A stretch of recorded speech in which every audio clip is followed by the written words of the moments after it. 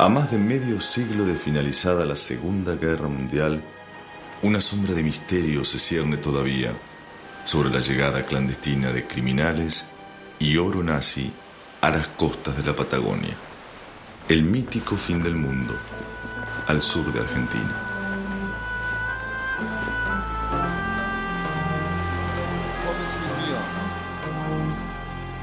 Para algunos, estos arribos solo fueron producto de la imaginación.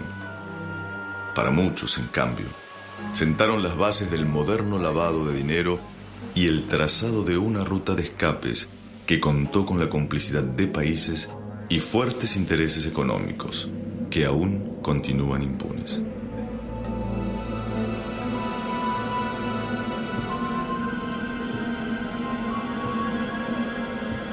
Para echar luz sobre estos misterios, se imponía investigar a fondo, reunir evidencias, testimonios y pistas desconocidas. Nadie podía imaginar la red de conspiraciones, secretos y silencios que esperaban al final del camino.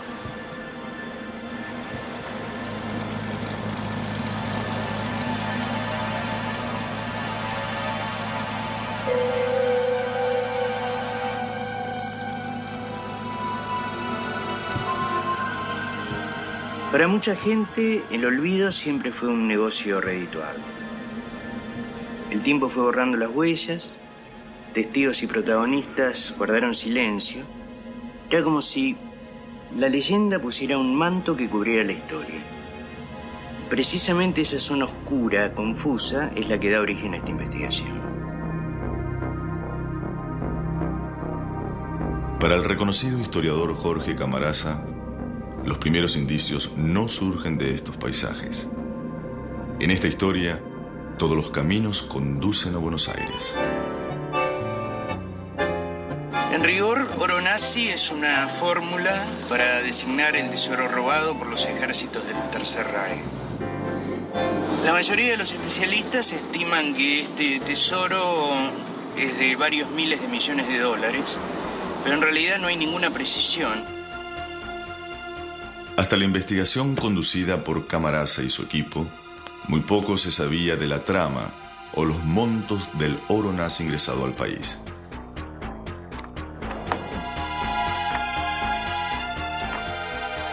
Buceando en una intrincada madeja de datos y testimonios, comenzó a vislumbrarse la magnitud de la tarea.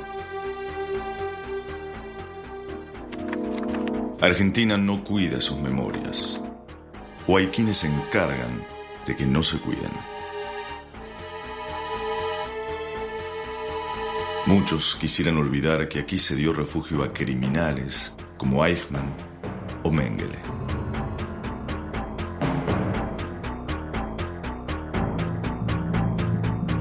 Lo primero que hay que hacer para entender un poco esta historia es seguir las rutas del dinero y tratar de comprender cuál era la situación de este país hace más de 60 años.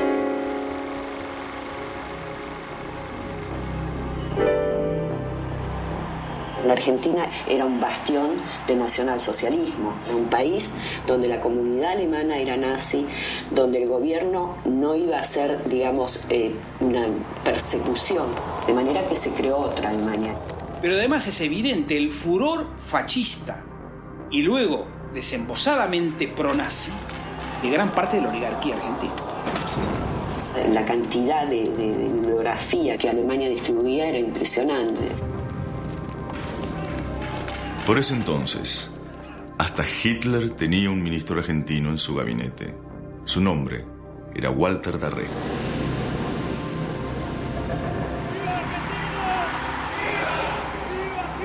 La relación cada vez más intensa entre los dos países se pondría de manifiesto en el acto más importante de adhesión al Reich fuera de Alemania.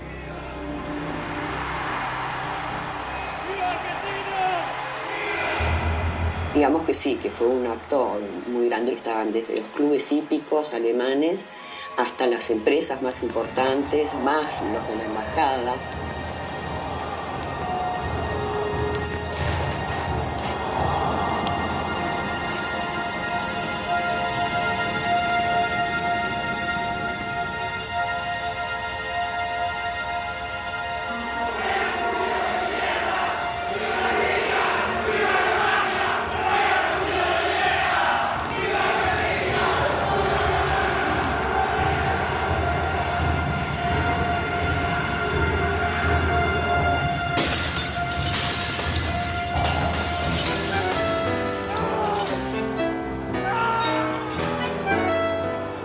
Fuera, digamos, cuando se hacía el acto, hubo militantes, tanto comunistas como radicales, que trataban de impedirlo o por lo menos mostrar que había otra cosa.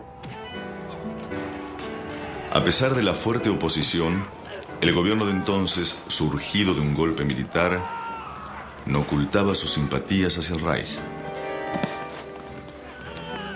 Las grandes sumas de dinero transferidas desde Alemania para solventar la inmensa propaganda abren la primera ruta del oro nazi. Muy pronto, ese dinero habría de expandirse para actividades menos evidentes.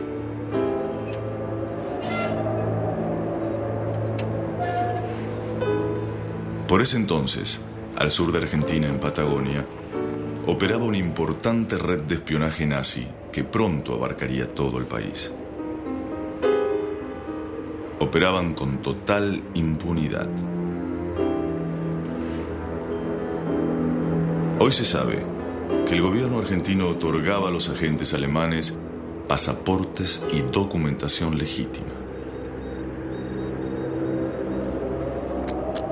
Relevaban la actividad urbana y rural, la producción de lana y petróleo, vigilaban los movimientos del enemigo, los asentamientos militares y el despliegue de barcos mercantes hacia Gran Bretaña.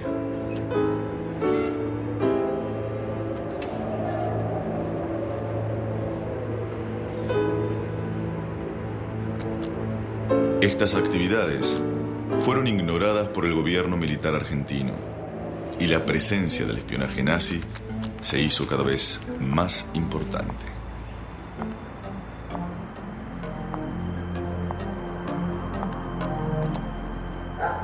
Los aliados comienzan a detectar las primeras transferencias desde Alemania hacia Argentina. Muy pronto este país sería el único en América en mantener la neutralidad en la guerra. Argentina se transformó en un centro vital para el Reich como fuente de insumos prohibidos y reaseguro financiero. La trama del espionaje traza una ruta más oscura dentro de las transferencias del dinero nazi. Este tipo de actividades no podía pasar inadvertida.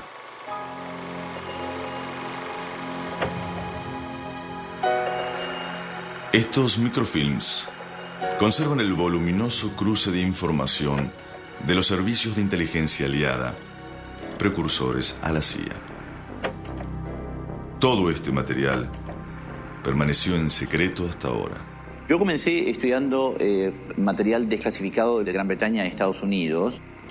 Tuve la suerte de ser la primera persona en trabajar con los documentos que hablan sobre un seguimiento muy profundo de todo lo que ocurría en la Argentina. También involucra a las agencias de inteligencia norteamericanas que utilizaron a los criminales de guerra nazi cuando les resultaron útiles, ¿no es cierto?, Les preocupaba el tema del espionaje. Pero yo diría que el elemento más importante es su preocupación por empresas alemanas radicadas en nuestro suelo y, digamos, sus fuentes de financiación, ¿no es cierto? Para los aliados, muchas de las empresas alemanas durante la guerra actuaban como entidades al servicio de Berlín. Los alemanes tenían un rol importante en la presencia empresaria en la Argentina. El nazismo entró con dinero a través de bancos alemanes, de empresas alemanas. Trataban de cumplir como se podía con el compromiso con el régimen imperante en Alemania, pero sabían que esencialmente ellos eran más que ese régimen. Todas las representaciones de empresas alemanas en la Argentina deben obedecer consignas, mandatos y precisiones empresarias y políticas de la Cancillería del Tercer Reich. Ellos atravesaron toda clase de regímenes sin que les importara a nadie. Usaron en su beneficio todo lo que pudieron de los abusos del régimen nazi. Esto no hay ninguna duda. Los negocios no tienen nacionalidad y frontera. Hubo participaciones activas de gente de la oligarquía argentina en los directorios de las empresas alemanas. Esta es la clave del asunto. ¿Quiénes eran? Y eran un montón. Los que estaban en esas empresas de las que han desaparecido en gran parte la documentación. En fin, hubo un casamiento ahí, hubo relaciones carnales, muy activas. El informe norteamericano comprometía a las empresas con el espionaje nazi. En ese momento ya se estaba produciendo la fuga de jerarcas y de capitales, y esta nueva ruta del oro iba a ser cada vez más importante con el transcurso de la guerra. Lo real de la presencia de los grandes capitales alemanes en la Argentina es que su espacio era codiciado por los capitales norteamericanos que querían hacerse cargo de las mismas actividades. Del abrumador despliegue de información clasificada se desprende que la preocupación aliada no solo se centraba en el accionar de las empresas. Una focalización muy, pero muy ya específica sobre la figura de Juan Domingo Perón.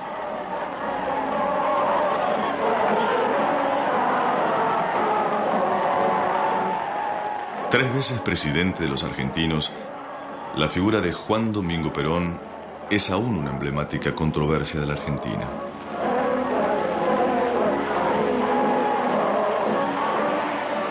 Perón asciende tras un nuevo golpe militar que vio ganar terreno a los intereses alemanes.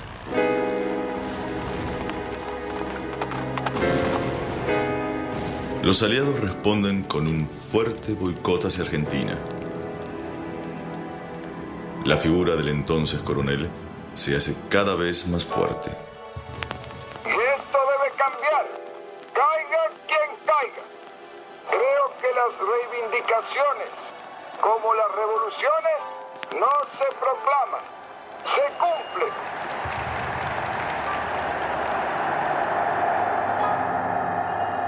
Querido y odiado, su recuerdo sigue presente, influenciando sobre las decisiones políticas del país.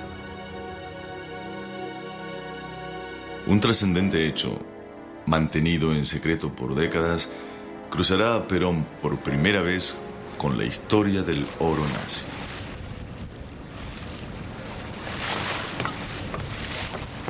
Tras varios años de investigación, el periodista e historiador Uki Goni ha levantado una gran polémica sobre este periodo. Sus libros documentan un incidente escandaloso protagonizado por un agente argentino, hijo de alemanes. Osmar Helmuth era una especie de joven dandy, amante de la marina. Había ingresado en la escuela naval, pero nunca llegó a ser marino, y era a la vez agente secreto del Servicio de Inteligencia Naval argentino y agente secreto de la CSS. Es elegido por el gobierno de Perón como el emisario que iría a la Alemania de Hitler para entrevistarse con Hitler y ofrecerle el apoyo argentino en la guerra, y a la vez solicitar armas alemanas para la Argentina. Para armar esta misión, hay varias reuniones. Algunas reuniones se llevan a cabo directamente en la Casa Rosada. Allí participa el general Ramírez, presidente de la Nación, y Perón. Las reuniones estratégicas se llevaban a cabo en este departamento de la calle Agüero, propiedad de un amigo de Perón.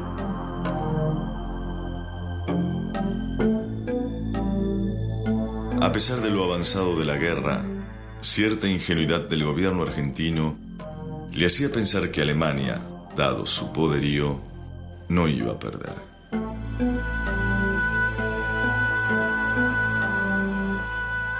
Por otro lado, el boicot comercial contra la Argentina impuesto por los aliados y la necesidad de armas para fortalecerse en la región daban cierta lógica al audaz contacto. Alemania centralizaba el tráfico internacional de armas. A algunos grupos, que eran los que monopolizaban este negocio, ese viaje les provocaba una competencia inesperada. Además de saludos formales a Hitler, la misión involucraba una enorme operación de compra de material bélico y tecnologías que se cruzaban con esos fuertes intereses no invitados a participar.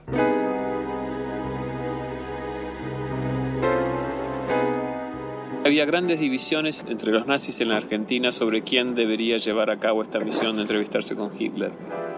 Para muchos empresarios era una verdadera provocación. Se saltaban las líneas económicas tejidas con enorme sigilo desde el comienzo de la guerra. Las rutas mismas del oro nazi. Quedaron muy molestos y empezaron a enviar cables a Berlín diciendo: va un hombre que se llama Osmar Helmuth, este hombre no es de confiar, no hay que recibir a este hombre.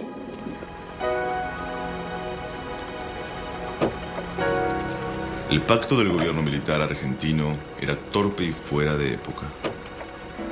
Helmuth llevaba en su maleta documentación altamente comprometedora para un país definido como neutral.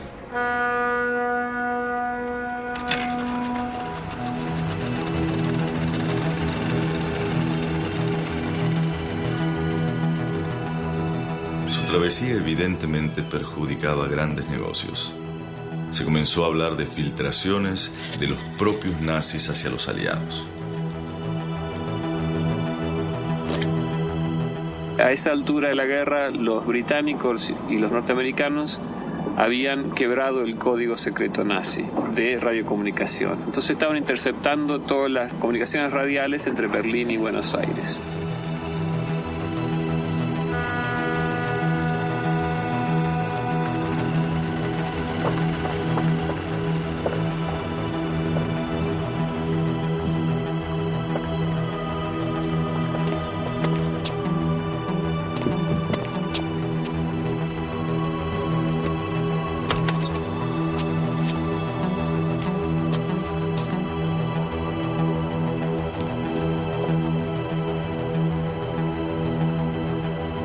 Policías británicos entraron al barco, encontraron una carta del general Ramírez, presidente de la Argentina, a Hitler, y es con el interrogatorio de Helmuth que los aliados pueden presionar a la Argentina y decirle: bueno, o rompen relaciones con Alemania o nosotros vamos a dar a conocer al mundo este interrogatorio. A pesar del fracaso y de las sospechas de delación, Perón no hizo nada para vengarse. Sabía con quiénes se estaba enfrentando. Tal vez la figura más prominente haya sido un empresario alemán, por ese entonces uno de los hombres más ricos de la Argentina, Ludwig Freude. Ludwig Freude era una especie de embajador no oficial del gobierno nazi en la Argentina. Freude manejaba los dos bancos alemanes más importantes de Sudamérica: el Banco Germánico de América del Sur y el Banco Alemán Transatlántico, de gran relevancia en esa época. Sus sedes son ocupadas actualmente por el Banco Nacional de Desarrollo y del propio Ministerio del Interior del gobierno argentino. El Banco Alemán Transatlántico era un banco realmente relevante. No era chiste. Era un banco que trabajaba, y privado, alemán, que trabajaba para el régimen nazi. Operaban abiertamente con sus cofrades mundiales.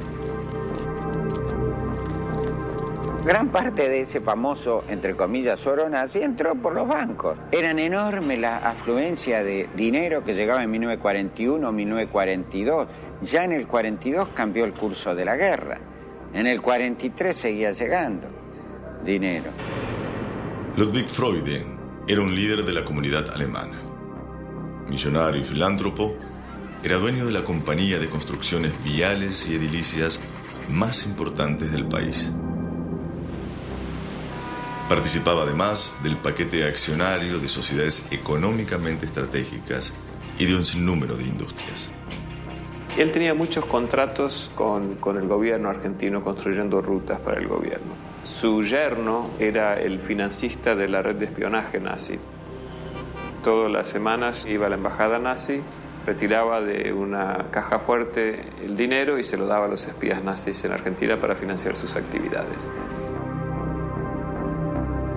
Casa en Belgrano, él tenía una mansión en Belgrano, era un centro de reunión constante de los militares argentinos y del establishment argentino con los nazis. Hoy queda poco de esa mansión. Valuado en millones de dólares, sus familiares destinaron parte del predio a lujosos departamentos. Aún se conserva el ala izquierda de lo que fuera su casa en Buenos Aires. Era público, era tan evidente. El gran personaje de esta casa, él era un nazi. Bueno, él era un gran jerarca. Y allí él armaba reuniones entre los generales argentinos y los diplomáticos nazis, japoneses, etc. Y allí, bueno, obviamente también se cocinaban jugosos negocios, ¿no? Lo concreto es que a partir del episodio Helmut, la relación de Perón con la familia Freude comenzó a estrecharse.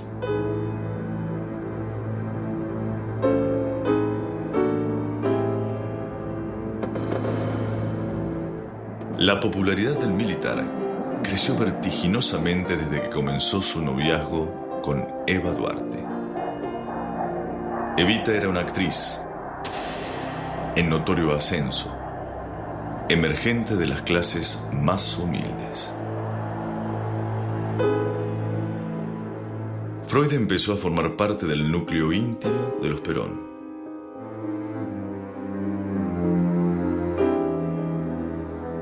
Ofreció su mansión para festejar el cumpleaños de Eva.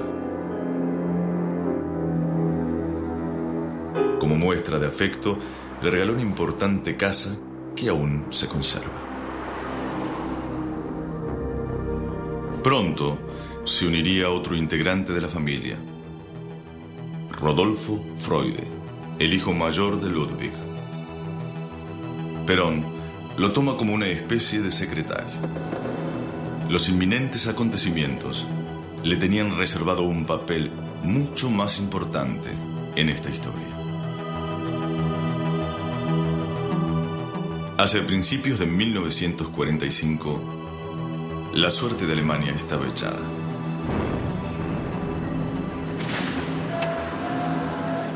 Para congraciarse con los aliados, la Argentina declara la guerra apenas unas semanas antes de la caída de Berlín. Para reafirmar su posición, en un operativo que fue mucho más simbólico que efectivo, termina con algunos focos de espías que aún se ocultaban en el país. Al final de la guerra se arrestó a todos estos espías nazis, entre ellos a Werner Könnecke, que era el yerno de Freude, y Perón se presentó en persona en Coordinación Federal para exigir que se lo dejara salir a Könnecke, porque obviamente era el yerno de su mejor amigo. Y de hecho eso ocurrió.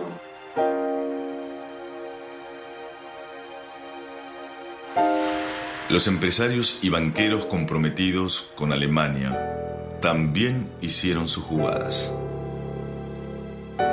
Del día a la noche, nacionalizaron muchas de sus empresas.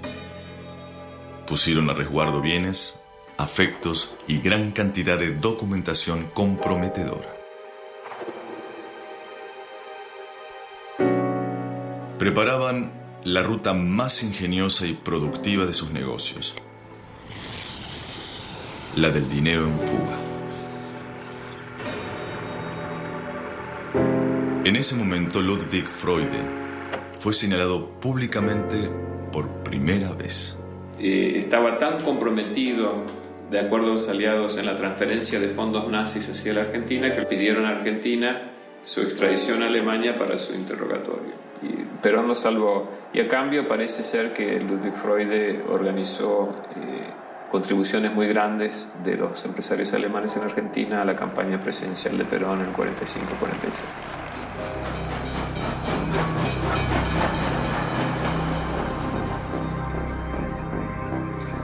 Pero esas aspiraciones presidenciales de Perón preocupaban seriamente a muchos sectores.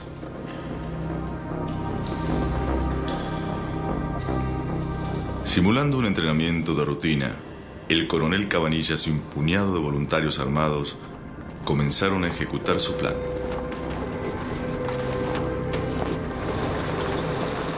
Tenían la información que Perón visitaría una cercana guarnición militar ese mismo día. Ya Perón apuntaba a una conexión con los trabajadores, con los obreros, con el sector más postergado de la sociedad en ese momento. Esto lo sorprendió mucho a sus camaradas.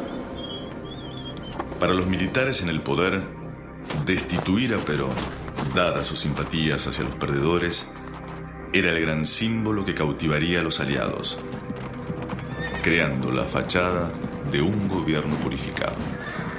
Va a tener enfrentamientos terribles, tan terribles que ese grupo militar del cual llega formando parte él, lo excluye del grupo, explícitamente lo excluye del grupo.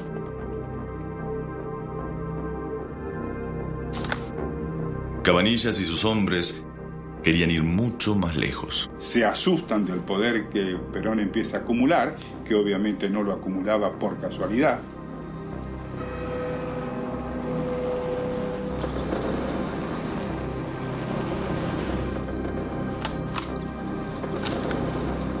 Las órdenes del coronel Cabanillas eran ejecutar a Perón ahí mismo y sin más trámites. Pero Perón, a su vez, adopta medidas políticas de gran riesgo en aquel momento. Eran, digamos, muy poco gratas para Estados Unidos. Con el correr de las horas, los hombres de Cabanillas descubrieron que esperaban en vano. Ese día Perón estaba muy lejos de donde se suponía tenía que estar. Situada en el paraje Tres Bocas de la localidad de Tigre, a 40 kilómetros de Buenos Aires, la propiedad Ostende aún sigue perteneciendo a la familia Freude.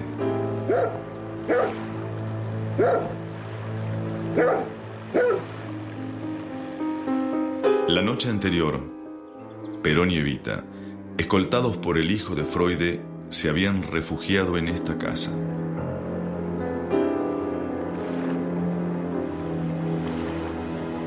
Lo significativo era que, enterado de la amenaza contra su vida, Perón haya elegido este lugar para protegerse.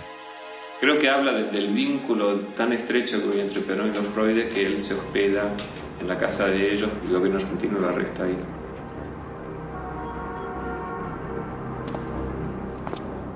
Pero la prisión le duraría muy poco a Perón.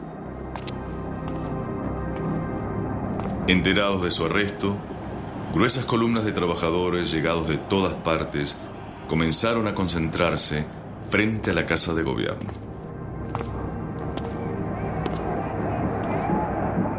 Exigían la inmediata liberación de su líder.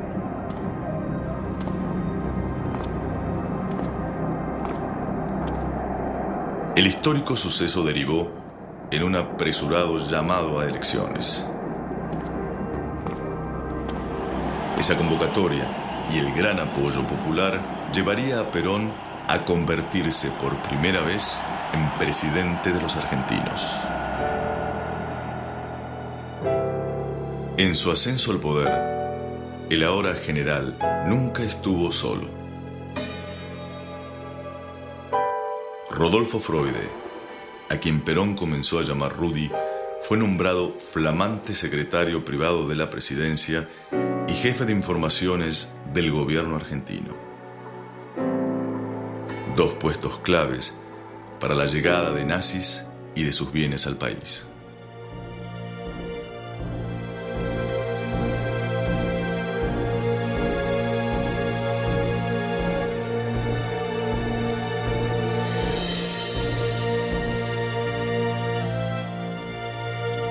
Por todos estos antecedentes, el fin de la guerra significó, para Argentina y especialmente para la Patagonia, convertirse en el centro de la sospecha mundial.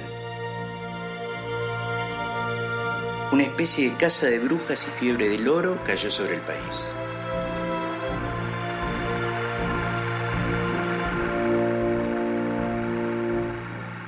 De las leyendas que se crearon con la caída del Tercer Reich, es que acá entraban submarinos misteriosos.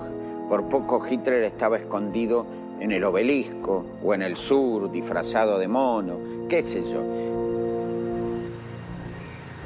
Transformando la exageración en realidad, a meses de terminada la guerra, la rendición pública de submarinos levantó un escándalo internacional.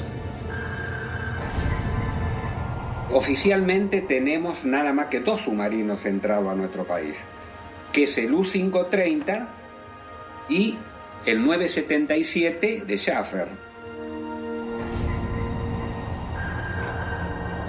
Debido a la falta de tripulación en el U-977, hemos calculado que alrededor de 50 personas faltan de estas naves.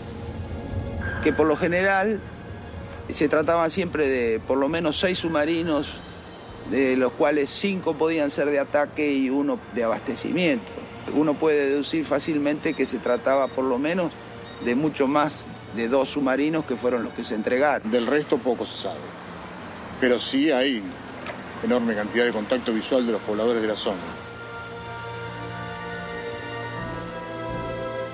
Visto que hay docenas de señalaciones de prefectura y de la Armada señalando submarinos desde Bahía Blanca hasta 100 y pico de kilómetros a San Antonio Este y estos 100 y pico de kilómetros a Rawson. Ambos lugares en estos documentos. Vistos desde el presente, aquellos años aparecen poblados por historias de jerarcas y el fantasma de su oro. El ex intendente de Camarones aporta sus propios recuerdos. Sobre esa época, estamos hablando de 60 años atrás, arrimaban aquí enfrente de donde estamos ubicados, de la bahía Camarones, enfrente de noche se observaban luces.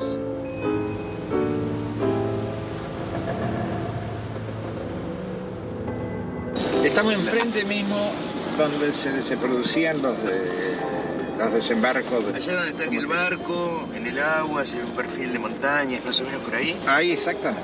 Ahí es el brazo de tierra que se le llama la estancia de la península, todo eso. Claro. Hundían aquí sus naves con la intención de no dejar rastros, pero no siempre les resultó posible. Se encontraban ahí en el lugar tambores vacíos. Encontré una playa llena de tambores alemanes forcados en hierro fundido, marcados como alemanes. Eisenhüttenwerker Tale, cioè sono tambores de acero. Se han conseguido algunos elementos, incluso más de una barra de oro apareció. Al que le achacamos mayor significación es al U-530, porque cargó de un submarino japonés, el I-52, 2.000 kilos de oro. El submarino vino hacia la costa patagónica y desembarcó el oro.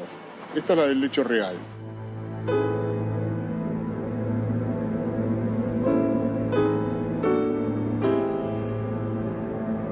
Para estos desembarcos, los alemanes contaban con la red logística que había abierto el espionaje. También se establecieron zonas liberadas. Uno de los submarinos es detectado, se lo avista y en el momento donde está ubicado y está siendo atacado, llega una orden que está escrita, propagada por el Ministerio de Marina, de parar el ataque. En el momento de darse esta orden, el ministro de Guerra era Perón. Evidentemente lo que llevaba debe haber sido de mucha importancia. Tienen que haber venido gente y, ¿por qué no, jerarcas?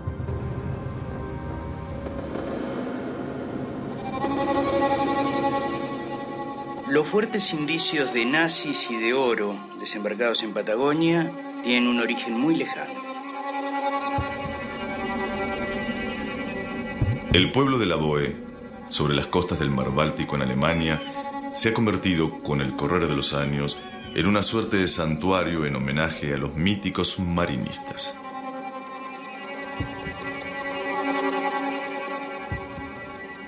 Consagrado a la conservación de sus memorias, el lugar atesora un minucioso registro de sus hazañas bélicas.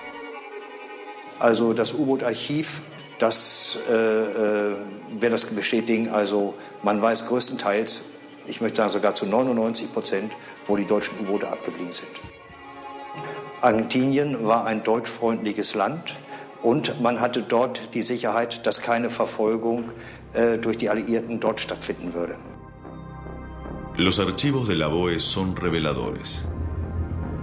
Además del registro bélico, sus mapas oficiales reconocen la presencia de submarinos hundidos frente a la Patagonia. A pesar de estas certezas, los capitales y fugitivos realmente importantes no necesitaron cruzar océanos entre cargas de profundidad.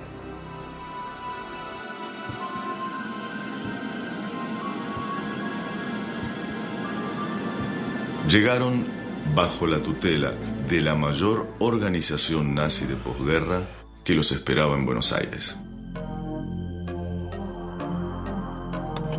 Hoy sabemos que los servicios de inteligencia aliados vigilaban estrechamente los movimientos del secretario privado de Perón. Los nazis ocultos en Austria, en España, ya habían recibido órdenes de Rodolfo Freude de que tenían que quedarse donde estaban hasta que él pudiera organizar su escape de Argentina. Para esta tarea, Rudi Freude reclutó entre sus allegados a fervientes simpatizantes del nazismo, posicionándolos como asesores confidenciales de la presidencia.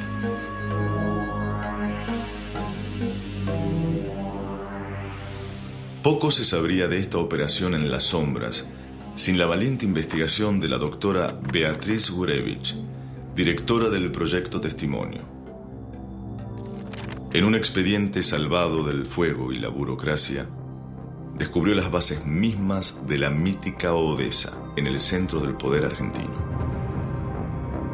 El trabajo fue un trabajo de equipo, porque la profusión de datos de este sumario de casi 600 páginas era enorme. Entonces optamos por el criterio de digitalizarlo íntegro. Y así pudimos ir precisando algo que no podíamos terminar de definir, que era cuál era la función de los asesores confidenciales, quiénes eran los asesores confidenciales.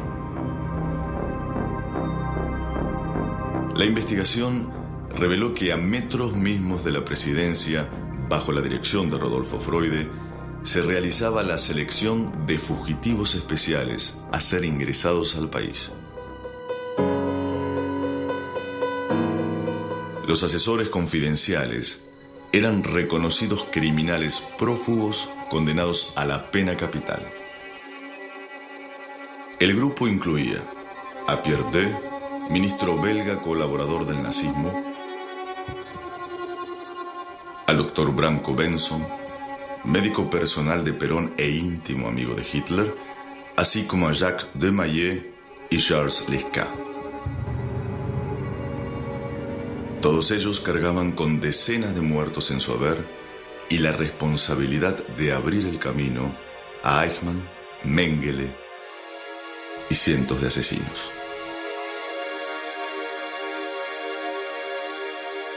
El cuerpo de asesores confidenciales era un sistema paralelo absolutamente ilegal. Este verdadero grupo Odessa, dirigido por el secretario de Perón, basaba su financiación en el oro del Tercer Reich y en fondos del Estado argentino.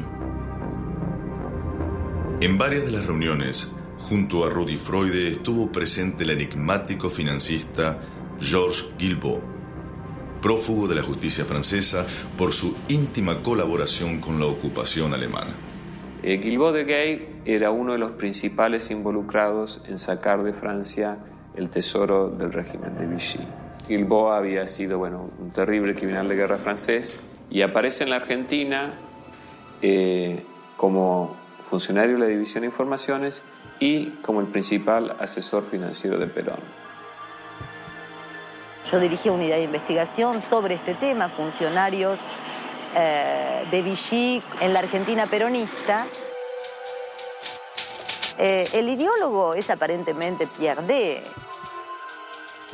Sus memorias inéditas, sobre las que yo trabajé, son miles y miles de páginas dactilografiadas. Miembro fundamental del grupo de asesores, sus escritos confirman plenamente la investigación de la doctora Gurevich. Las propias palabras de Pierre D. despejan toda duda acerca de los máximos referentes de esta organización. Durante 2 días consecutivos, el 5 y 6 de diciembre de 1947, nuestro pequeño grupo se entrevistó con el general Perón.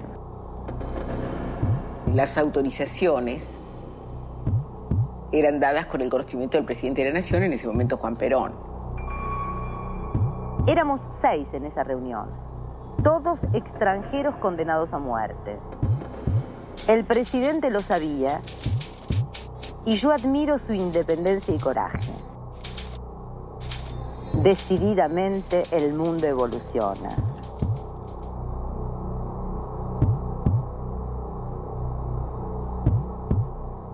A la luz de estos hechos, Argentina era el lugar más privilegiado del mundo para el refugio de fugitivos y capitales robados. Por este motivo, el viaje de Eva Perón a Europa, realizado por aquellos días, es visto hoy con otra mirada. Todo indica que el itinerario europeo se digitaba a distancia, sin el consentimiento completo de Eva. Pero al momento mismo de partir, ella tenía razones propias para sospechar. Querido Juan, salgo de viaje con pena, pues lejos de ti no puedo vivir. Pero Juan, si yo muriera, de Rudi Freude ten mucho cuidado. Le gustan los negocios y puede perjudicarte.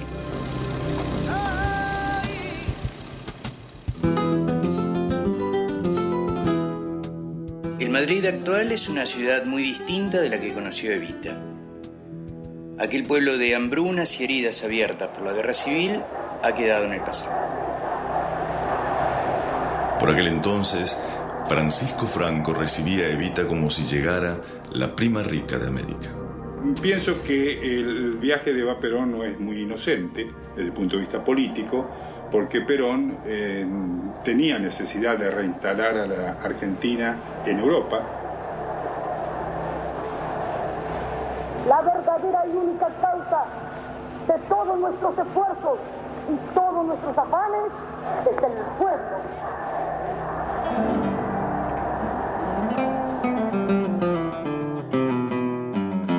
Dentro de la comitiva, un amigo de Freude y Perón se encargaría de contactos fuera de protocolo.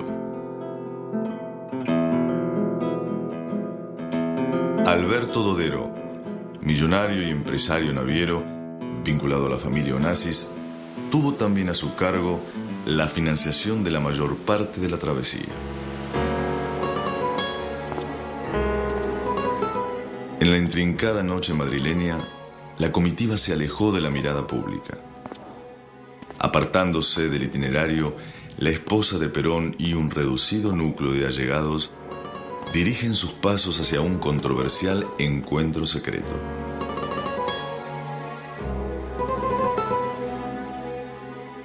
Apenas llegada a este hotel, Eva tuvo la primera de una serie de reuniones misteriosas que se continuarían durante todo su viaje.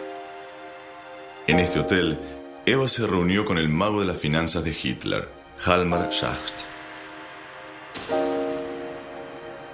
A partir de esa reunión, el ex ministro del Reich consiguió asilo para su yerno, el capitán SS Otto Skorzeny, criminal de guerra que había rescatado al duque. Ya en Argentina se convertiría en amigo del propio Perón y se vincularía estrechamente con Adolf Eichmann. Fue un anticipo de lo que vendría. El viaje de Eva apenas había comenzado. El siguiente paso la llevaría a Roma, antiguo escenario de intrigas y escapes encubiertos. Eva se entrevista con el Papa y la versión oficial cuenta che Pío XII le pidió su colaborazione. Ci sono alcuni giornali dell'epoca che parleranno di 1 milione di profughi che è sceso in Italia. E tutti questi dichiarano che nella fuga o nel bombardamento hanno perso i loro documenti. Al momento il Vaticano era molto più diviso e molti di questi profughi a quel punto si presentavano ma una serie di istituzioni che erano state create dalla Chiesa Cattolica. Probabilmente nei primi 2 o 3 anni erano magari disposti a chiudere un occhio. Algunas versiones hablan de un encuentro de Evita por fuera de la agenda oficial. Se habría reunido con el controvertido Monseñor Draganovich. Draganovich era el jefe de la comunidad croata en Roma y fue el principal rescatador de nazis después de la guerra. Trabajaba en este tema con il visto bueno del Papa Pio XII. I croati sono spostati nell'Italia meridionale, tranne un gruppo che si dice trovi rifugio all'interno del collegio di San Girolamo degli Schiavoni. Lo cierto es que luego de ese acercamiento de la misión peronista, el genocida Ante Pavelić, refugiado por Draganovich en este colegio, fuga hacia Argentina. Cuando cae el régimen croata al final de la guerra, el líder, el Führer de Croacia, Ante Pavelić, escapa con un gran tesoro. En parte tesoro de las víctimas y en parte tesoro del Banco Central de Croacia. Este tesoro llegó a la Argentina. Pavelić y más de 2.000 croatas llegaron en barcos de Alberto Dodero. En muchos casos, el precio del pasaje garantizaba la entrada al país. Con el correr de los años, el último tramo del viaje sería el más enigmático. Suiza es, como entonces, un pequeño país y un gran centro mundial de finanzas. La visita de Eva, organizada por el embajador argentino Benito Jambí, suma nuevas controversias. Algunos piensan que así fue para llevar dineros o depositar en bancos suizos, cosas que no se han probado nunca. ¿Ustedes creen que los nazis iban a confiar en una chica de 25, 26 años? Pero Evita no estaba sola. Frank Arbelí, autor del film Evitas Geheimnis, echa luz sobre nuevos encuentros y misteriosos involucrados. L'ambassadeur Jambí, à l'époque, la première chose quand il est venu en Europe, c'était de voir des banquiers. Et c'est les mêmes qui organisaient le voyage un petit peu. La reunión fuera de agenda tuvo lugar en el lujoso hotel Barolac de Zúrich. Nunca trascendió lo tratado. Participaron miembros de las altas finanzas suizas, fundamentalmente la banca Verli. Verli, c'était un banquier à la mode en quelque sorte. On créait toute une série de sociétés d'écran, de sociétés secrètes qui travaillaient pour eux. La maison Verli avait comme clients beaucoup de nazis. El interés de aquellos banqueros se encuentra fundamentado en las revelaciones del prestigioso investigador suizo Jean Ziegler. Hitler avait de l'or volé. Mais personne ne voulait cet or. La Banque nationale suisse l'a accepté cet or, l'a refondu, l'a marqué avec la croix suisse et l'a incorporé dans ses réserves. Autrement dit, les banquiers suisses ont été les receleurs du système nazi. Une partie de l'incroyable richesse du système des places financières helvétiques, c'est le butin nazi. Si bien persiste la incertidumbre sobre la participación de Evita en estos intereses, ciertos allegados aparecen claramente implicados. L'autre but du voyage était d'organiser la fuite des nazis. Et là, cette partie-là, c'était Rodolfo Freude qui était très important. A partir de una orden secreta de Freude, se abrió en Berna una misteriosa oficina. Ocupada actualmente por la prestigiosa Credit Suisse, fue la base principal para este operativo en las sombras. El encargado de dirigirla sería el capitán SS Carlos Horst Fulner. Su carrera en estas artes clandestinas había empezado mucho antes, durante la guerra. Fulner nunca se destacó en el campo militar. Carismático y seductor, era conocido en todos los ambientes. Su popularidad le permitía una gran cantidad de contactos. A este germano argentino se lo ha descrito como un oportunista nato, con especiales habilidades con las mujeres, el juego y el dinero. Todos los informes que tenemos sobre Fulner nos dicen que era un canalla encantador. Obviamente era un embustero, un farsante, pero también parece ser que era una persona muy culta, hablaba varios idiomas, obviamente hablaba español y alemán, y bueno, parece que además hablaba inglés, francés.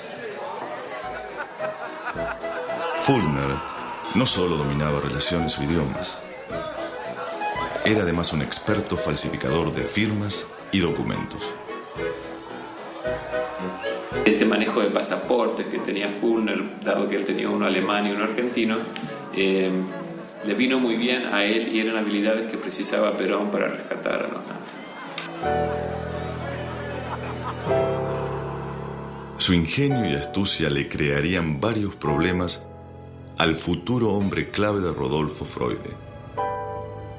Pero llegaría el momento en que esto le permitiría prestar grandes servicios al gobierno argentino. Aunque el mejor servicio se lo prestaría siempre a sí mismo.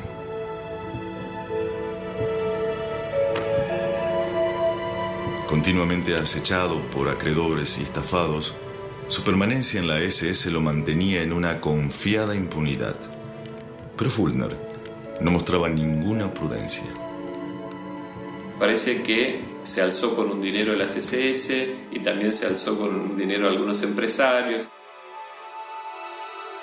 Fue tal el deshonor de lo que había hecho Fulner que lo echan de las SS, que era el peor deshonor que se le podía hacer a un oficial de las SS.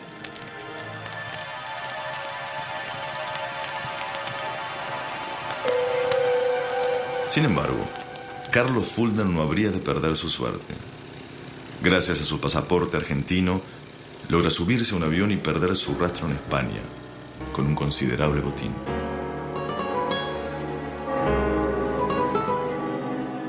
Con la complicidad de algunos funcionarios religiosos, Fulner se esconde en el monasterio del Escorial.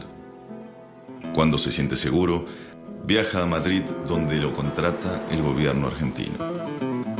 Se relaciona con una gran cantidad de otros fugitivos alemanes, franceses, belgas. Fulner recibía las órdenes directas de Perón, pero obviamente su jefe inmediato era Rodolfo Freude de la División de Informaciones. Su primer encargo fue salvar al general SS Johannes Bernhard, implicado en grandes transferencias de dinero nazi hacia Argentina. Bernhard escapa con una gran fortuna y Fulner se le ingenia para quedarse con una gruesa comisión. Pese a que los aliados habían pedido su detención, Carlos Fulner, protegido por la inmunidad diplomática, viaja a Roma para integrarse a una delicada misión. Perón funda una oficina para promover la inmigración hacia la Argentina. Esta se llamaba la DAIE, que era la Delegación Argentina de Inmigración en Europa. Argentina, diestra fraterna tendida hacia todos los seres de buena voluntad, llega hasta ellos. Ahora, parece ser que la oficina de la DAIE se convirtió en uno de los principales centros de operación de Carlos Fulner en Europa. El convenio promocionado por Freud escondía una cara oscura: el contacto de Fulner con el obispo Alba Udall, nazi confeso che presidia la diocesi di Santa Maria dell'Anima. Udall si rivolge direttamente al Vaticano dicendo: ma guardate che in realtà anche questi ex nazisti potrebbero essere degli alleati nella lotta contro il comunismo. El obispo, con la complicidad de Fulner, comienza a ocuparse del refugio de nazis en iglesias convenidas. E anche a scrivergli lettere di raccomandazione per parroci o vescovi in Argentina, in Brasile e in altri posti. Entraron con la complicidad de la Iglesia, del Vaticano, che dava salvoconductos a criminales de guerra. Sarà in quest'epoca in cui Eichmann e altri importanti personaggi della diaspora nazista passano per Roma e ricevono l'appoggio di Udall. Amparándose en las sombras del pacto con la Iglesia, Fulner comienza a operar con Udall. Siguiendo y completando el camino del oro, se daría paso al más oscuro y vergonzoso rescate. Todos los papeles de ingreso para Mengele, Eichmann, Priebke, fueron todos gestionados por Fulner. Adolf Eichmann, que enviara a 6 millones de judíos a la muerte, entró a la Argentina vistiendo una sotana, bajo el falso nombre de Ricardo Clement.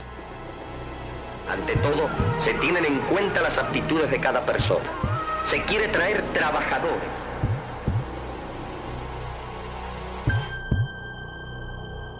Josef Mengele, alias Helmut Gregor, quien realizara atroces, mortales experimentos con niños para volverlos arios, dignos de mezclar su sangre en el magnífico crisol de nuestra raza. Erich Priebke, alias Otto Pape, tristemente célebre por la masacre de las fosas ardreatinas. De hombres y mujeres útiles que desean venir a trabajar a la Argentina. Con la complicidad de miembros de la Iglesia, los criminales fugan amparados por Fulner y disimulados como legítimos inmigrantes en naves de Dodero.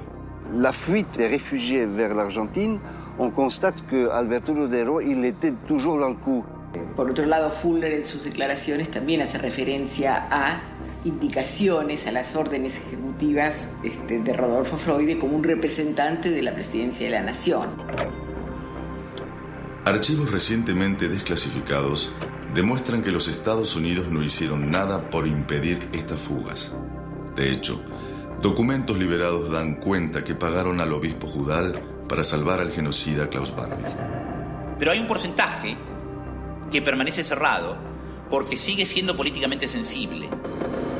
Esta interesada miopía permitió a Fulner subir su apuesta, centralizando su accionar en Suiza. Las investigaciones del periodista Juan Gasparini aportan datos reveladores sobre esta oficina, situada en pleno centro de Berna, en el 49 de la calle Margasse.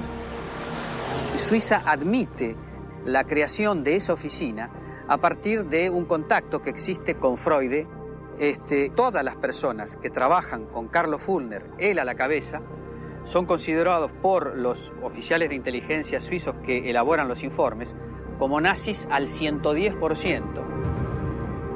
Suiza toleraba la entrada para que se captaran, que se contactaran a los fugitivos nazis para que, gracias a la oficina que piloteaba Fulner, pudieran salir de Suiza con una nueva identidad a partir de rutas muy concretas y de medios de transporte muy concretos para ir a la Argentina.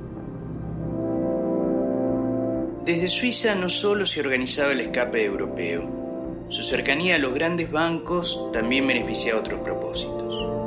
Fulner y su grupo le cobraban a los nazis para traerlos a la Argentina. O sea que ahí parece ser que todos hacían negocios por todos lados. el lujoso Hotel Schweizerhof hacía las veces de sala de espera para los exclusivos fugitivos de Fulner.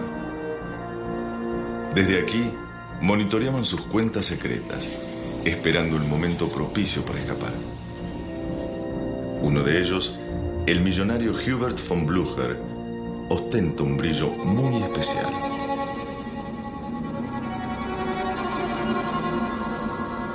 Es indudable que aquí sí llegó oro nazi, oro de los croatas, dineros del régimen de Vichy. Quizá lo más cercano que tengamos a un oro nazi verdadero es el caso de von Blücher. En los últimos días de la guerra, Hitler da una orden, que es que se retire el oro del Reichsbank y toda una gran cantidad de dinero es enterrado en el jardín de la familia von Blücher, que era una familia importante. Von Blücher no era un caso aislado. Por esa época, mucha de la riqueza usurpada por el Reich afloraba de la tierra en busca de su oportunidad. En pocos días, distintas fracciones del fabuloso tesoro nazi fueron despachadas hacia la Argentina. Unido siempre al destino del oro, el enviado de Freud abandona Europa dejando su red establecida. No viaja solo. Uno de los pasajeros que viene en el barco con Carlos Fulner es von Blücher. Y por supuesto todos los demás implicados en esta maniobra de sacar el oro de Reichsbach terminó todo en la Argentina.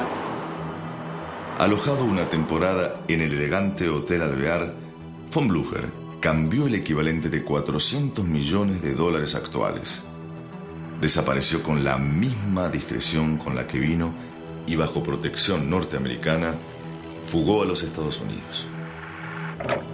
Carlos Fulner, flamante millonario, disfruta de una vida opulenta, pero no abandona su puesto en presidencia. Su enriquecimiento no desentona. Perón y Evita están llevando a la Argentina a un momento de inusitada prosperidad, con tasas de pleno empleo y profundas reformas sociales. Perón instrumenta una enorme campaña de obra pública y Fulner aprovecha la situación. En lo que es hoy una importante universidad privada, funda su propia financiera, la Fulner Bank, y la Capri, una empresa proveedora del gobierno con más de 300 empleados. Pareciera ser una especie de bolsa de trabajo para exmiembros de la SDS. En la provincia de Tucumán, la Capri suscribe con el Estado un jugoso contrato de obras hídricas. El norte argentino resultaba un escondite ideal. Adolf Eichmann fue el más famoso de sus empleados, pero no el de más alto rango en la jerarquía nazi. Un documento exclusivo, perteneciente a uno de los refugiados, muestra parte del plantel nazi de Capri Tucumán, en despreocupada camaradería. Entre ellos estaba el comandante general SS Wilhelm Mohnke, nada menos que el jefe de seguridad del propio Hitler. Muy pronto, Fulner trasladaría al jerarca a un lugar más propicio. Al sur de Argentina, San Carlos de Bariloche resultaría el mejor refugio para un amplio conjunto de nazis. Pero Mohnke no se demoraría mucho en sus encantos. Seducido por una mejor oferta y bajo protección, el criminal parte a los Estados Unidos. Muchos de sus camaradas prefirieron quedarse, diluyendo su pasado en la legítima comunidad alemana de la ciudad. Tal vez los influyera la presencia de la familia Freud.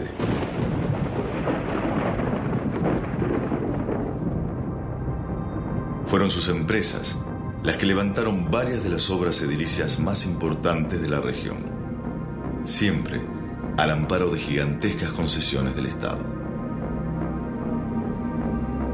La mansión familiar sigue aún hoy en poder de los Freud. rodeada de un permanente halo de misterio. Se dice que acogía a Mengele y otros renombrados jerarcas en sus visitas a la ciudad. Cumplida su misión en presidencia, Rudi Freud pasaba aquí largas temporadas. También frecuentaba a viejos conocidos como el criminal de guerra Erich Priebke. Fugado gracias a su red, Priebke residió aquí durante más de 40 años. Su hijo, que aún vive en la ciudad, raramente accede a ser entrevistado. Mi padre era prácticamente amigo de todos, ¿no? Siempre alegre, y la gente lo quería y todo el mundo lo conocía. Si lo conocían los ingleses y los americanos,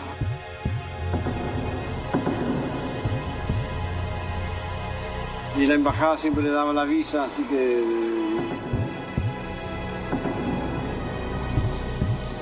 todo el mundo sabía que estaba en la SS y todas esas cosas.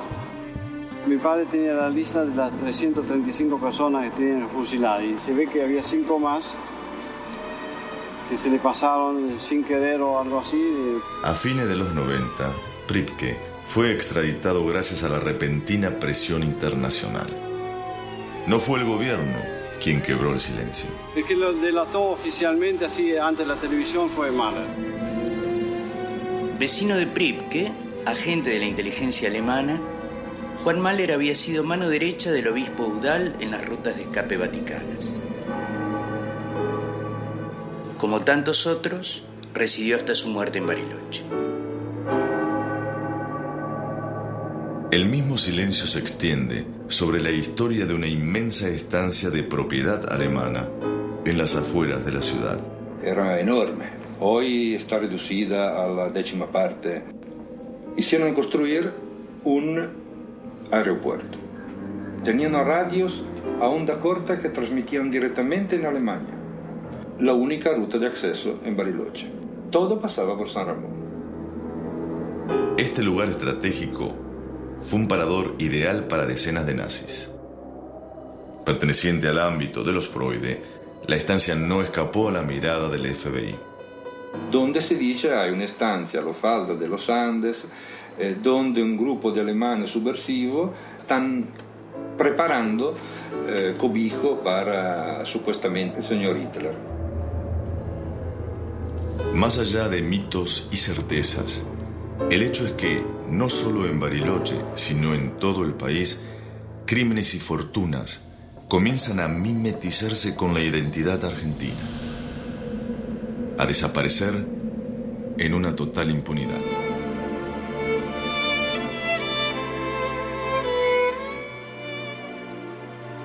Era justamente el último día de nuestra festividad, el día de la Torá. Escuchamos el tumulto, los gritos, los camiones que llegaron. Mi primer día en Auschwitz yo me desmayé. Yo nunca me desmayé en mi vida.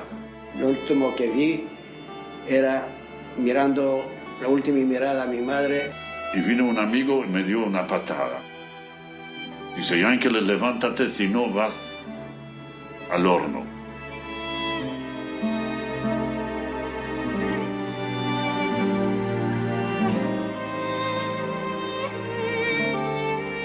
Uno tenía que abrir la boca a ver si hay algún puente, algún diente de oro.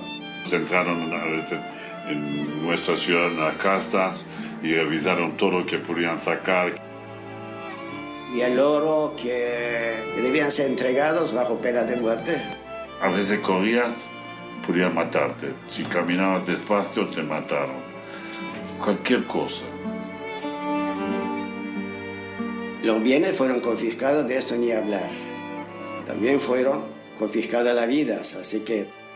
Se ha destruido un pueblo que vivía casi 1000 años y fue arrastrado con todas las raíces, no quedó nada.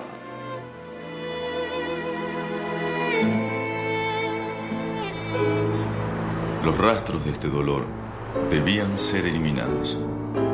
Con esta misión llega a la Argentina Henry Dürge, banquero alemán y agente económico del ministro de Finanzas de Hitler, Hjalmar Schacht. Recién llegado a Buenos Aires, Dörge comienza a trabajar en el Banco Central de Argentina, donde fue autor de la primera ley de bancos. Junto a Ludwig Freude, es señalado como el responsable de poner a cubierto los capitales arribados. La presión aliada logra imponer una junta de vigilancia para confiscar las empresas alemanas en el país. Dörge era el hombre ideal para limpiar cualquier rastro de los registros. Por sus manos pasaba toda la documentación de los bancos a punto de nacionalizarse. Es decir, van a confiscar o los van a expropiar. Porque hubo todo una mise en scène sobre la propiedad enemiga, ¿no? Porque la Junta de la Propiedad Enemiga los puede despojar o no, o los puede indemnizar o no.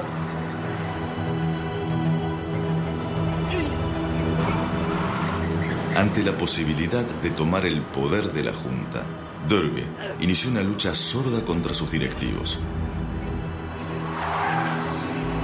Cegado por su impunidad, ya no le bastaba con destruir documentos.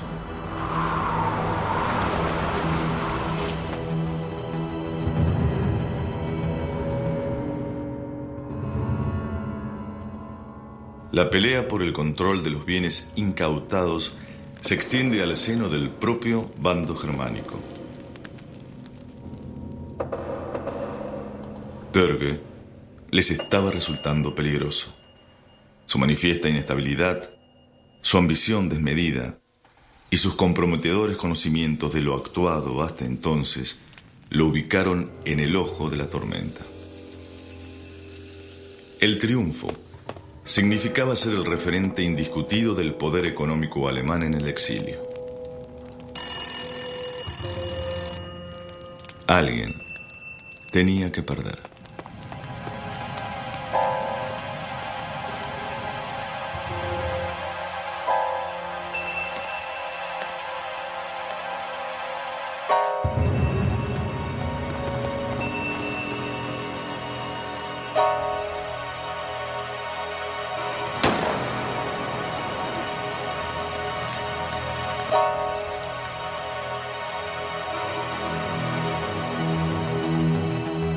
A pesar del tenaz ocultamiento de más de medio siglo, los indicios del oro nazi siguen saliendo a la luz.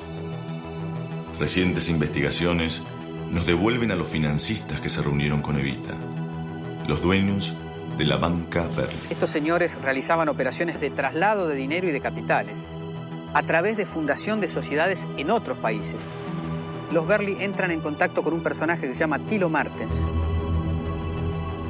Socio de Berli en Argentina, Martens operaba como agente marítimo y vendedor de armas.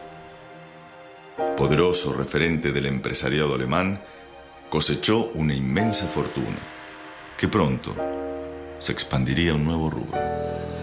Empezó a funcionar como compañía financiera y pasó a ser posiblemente la número 1 del país.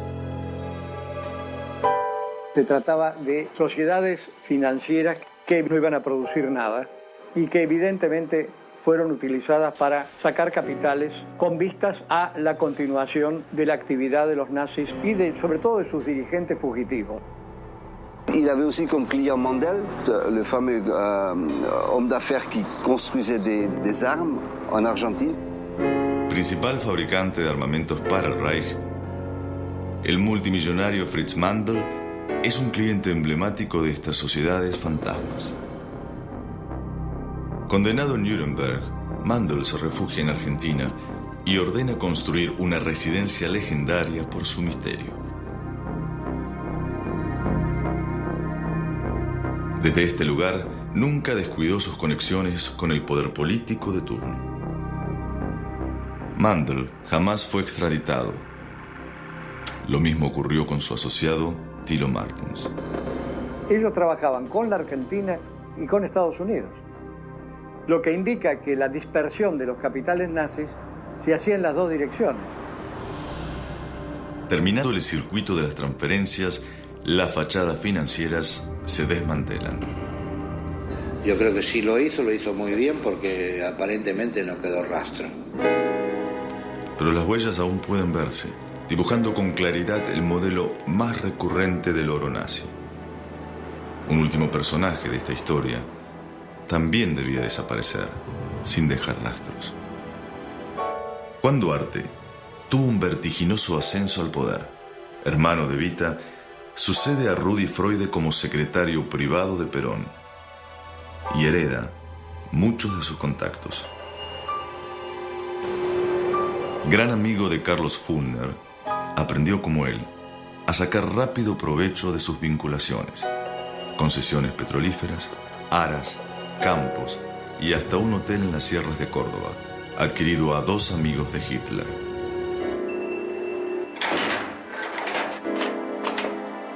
Duarte pronto amasó una multimillonaria fortuna que repartía entre lujos, apuestas y mujeres. Juan Duarte es un personaje que no tiene otro interés que pasarlo bien, y lo pasa tan bien que termina muerto trágicamente, porque exageró el pasarlo bien.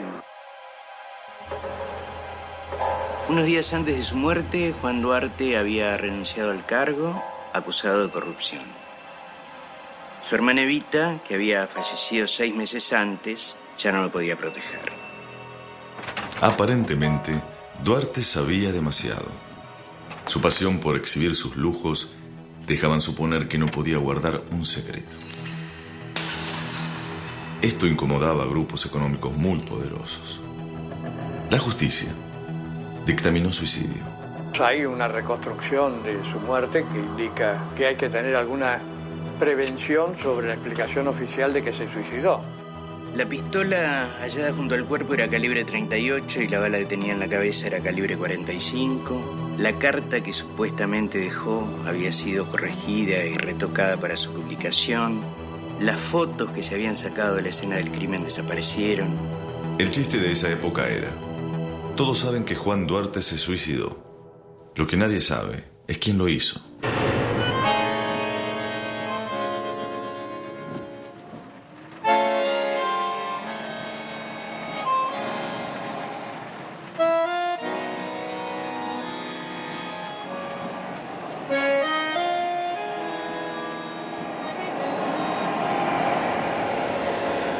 Pocos años más tarde, tras enfrentar a viejos aliados como la Iglesia y el Ejército, Juan Domingo Perón es derrotado por un golpe militar. Ninguno de sus amigos alemanes movió un dedo para salvarlo. Ya hacía tiempo que se habían incorporado al nuevo poder.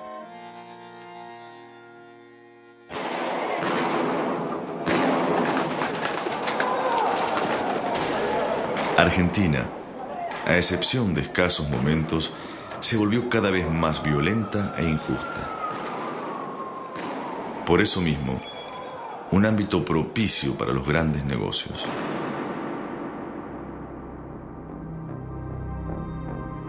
Los de Rodolfo Freude, durante todos estos años no dejaron de crecer.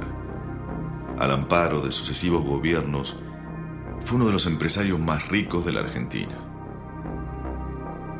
Siempre guardó silencio.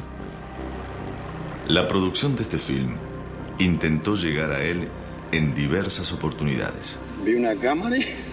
Huye. Y si él jamás ni que se pasen día y noche que ustedes no lo pescan en el parque. Y esto es uno de los que sabe. De la guita que le sacaban a los judíos. Finalizando la realización de este film, Rodolfo Freude fallece a la edad de 81 años. Fue sepultado junto a su padre. Hasta el último día, cobró su jubilación de privilegio del Estado. Jamás rindió cuentas ante nadie. Jamás fue investigado por la justicia. No fue el único. Compartiendo negocios y predios con Freude, Thilo Martens multiplicó sus ganancias beneficiándose con el periodo más oscuro de la historia argentina. La dictadura militar, encabezada por el general Videla, intentaba una versión a su medida del nazismo. Martens prestó un muy lucrativo servicio a través de la venta de armas y el vaciamiento económico. La secretaria de Martens Compañía Financiera era la hija de Videla. Carlos Fulner influyó en la multimillonaria licitación de la represa Yacyretá, calificada como el monumento a la corrupción. Fulner ramificó luego sus negocios junto al jerarca nazi Hans Rudel. Y se pueden encontrar algunos de esos directores 20 años después de terminada la guerra en otras tantas sociedades. Ese manto de impunidad protegió a todos los implicados en este film. Incluso cuando otro gobierno peronista presidido por Carlos Menem prometió impulsar la primera revisión oficial del pasado nazi en Argentina. Verdad que evidentemente es necesario que conozcan la comunidad internacional. A pesar de la seriedad de algunas de las investigaciones, el informe final fue insuficiente y tibio. Lo que pasa es que una historia de estas características no se puede cerrar por decreto. Prueba viviente de esto es el ex secretario de Goebbels. Nunca investigado, aún reside bajo su verdadero nombre a minutos de Buenos Aires. Y hoy, con casi 100 años, todavía soy nacionalsocialista. Yo conozco a Hitler, era sumamente positivo y para mí simpática. Claro que yo la conocí a la familia Freud. Odessa, eso era organización clandestina. No me pregunté si soy amigo de los judíos. No, de ninguna manera. 2 devastadores atentados antisemitas enlutaron al país. Se cobraron las vidas de más de 100 de argentinos. Aún permanecen impunes. Y cuando yo miro el edificio nuevo de la AMIA después del atentado terrorista, estéticamente me parece una maravilla. Pero no hay rastros de lo que pasó. Lo que se hizo fue tapar todas las huellas. Este es un aspecto de la cultura argentina que es digno de ser estudiado. ¿Por qué tenemos que construir una lápida sobre distintos momentos de la historia? Fueron.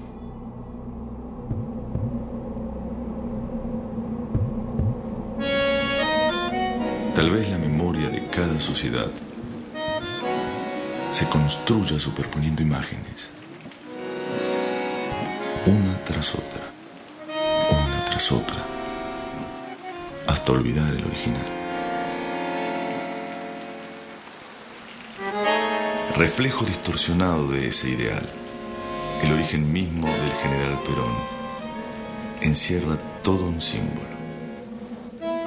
Muy lejos de la próspera vivienda que señalan las biografías oficiales, las últimas investigaciones ubican el lugar de nacimiento del líder en esta humilde casa. Quizás la identidad no puede moldearse a la medida de nuestros deseos.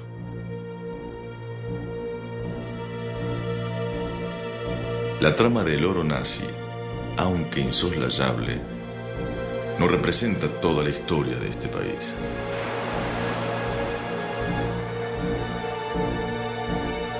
Argentina es un país saqueado, hasta en sus memorias. Seguramente no sea el único.